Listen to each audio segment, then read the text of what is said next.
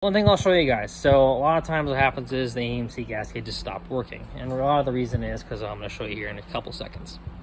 So I got this gas gauge apart, and these aren't too bad to pull apart.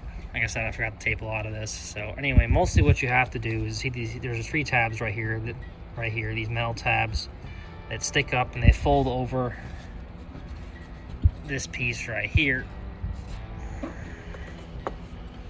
when it sits in the gas gauge. As you can see, it's got the 3 tab holes right here, those ones, and then these ones right here. And this gas gauge is a little rusty. The wire in it right here is still fine. It's not actually broken yet. As you can see, it does have a nice line in it though. So basically this is used to has a variance of ohms reading back to the gauge. So obviously you have more ohms when it's full, we'll say, for instance. Actually I have the empty on this. Yeah, empty is gonna be the far side and then full is gonna be this side. So, but anyway, and there's a little finger on the bottom side of the float arm that actually rides that. It's this little guy right here. What happens is this little guy right here is actually a stamped piece of brass, and this is very, very thin. As you can tell, it's not that thick of material. It was thicker on the earlier cars, and it got thinner towards the end of the cars, which is why the 80s cars have a little more issues with the gas gauges than the early ones do.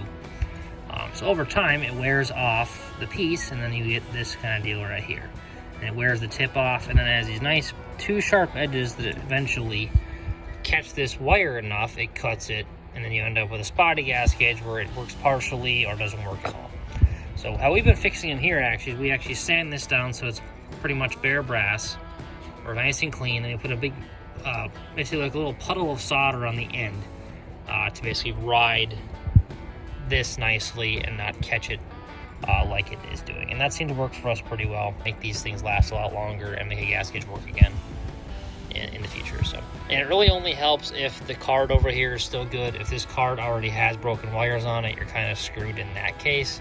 But if you're lucky like I have in this case where it hasn't quite cut through, you can put some solder on this and get yourself in the game before you lose the whole gas gauge. As you can tell, I got it nice and clean, nice and sanded, so we'll get everything all warmed up here in a second and get her soldered. And it does take a little bit of time to kind of let it cool and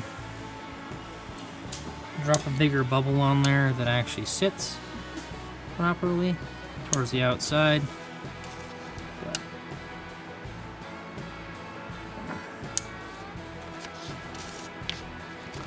so it's not the easiest task all the time, but it is definitely a doable thing.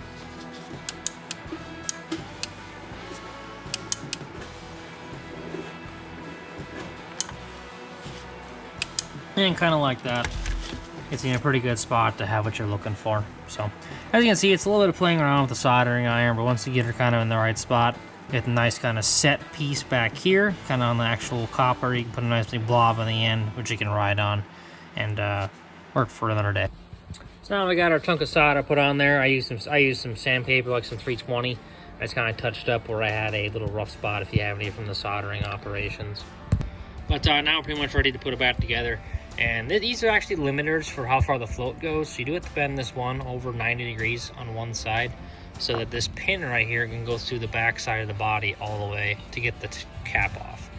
I'll take the assembly process here in a second and kind of show you guys how to reassemble it. So like I was saying before, it's a pretty decently simple process once you kind of know how it works. But now if we have all of our systems set up, and just kind of take this piece right here. You'll kind of fish it around a little bit. Kind of pick this up. Kind of sit this piece around just like that. Kind of get it tucked in. And then right in the back right there, you can see that pin. The pin right here needs to go in that hole right in the bottom. So you just kind of fish it in there nicely as you're going through. And once you have everything put in, and you can kind of hear, you run this back and forth on there, you can hear it rubbing on top of the wire, so you can kind of tell it's in the right location, installed correctly. And I hit these little tabs right here, and just bend them over with a needle nose plier you have on hand for this job, or a bigger plier. This one doesn't quite do it. Well, actually here, this works just fine. You can kind of get them started like this, in this case, and then kind of put it over the top and grip them over just like that. And overall, just being somewhat careful with the unit.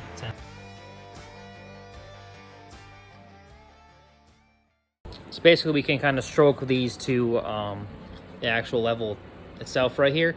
And these two tabs, the one right here and the one right here, you can bend back and forth to actually adjust how this sender reads the fuel in the tank in relation to the gauge and the dash. That way you actually have a true full line and a true empty line. That way you can fully trust your car when the gauge is empty, you know you're probably at that spot. Or leave this where you probably have like an extra couple gallons left when you're at empty, so you can, you know, push it a little bit when you need to. Basically overall, hooked up to the car, so I got the main power lead hooked up and this hooked up, and we can kind of adjust the angle of this right here. Alright, so I got that up in the car anyway, checking the gauge. I'm going to play around with these little tabs right here. Kind of show what we're going to do here. So right now we are at empty. We had empty on the gauge, or what do we got? Yep. Alright. So basically you're going to run this up just like this. And that should tell you different versions of it inside the car. This would be about half right there, obviously. 3/4. And then full is right here. That full? Yep. Okay. So we won't have to play with this one too much.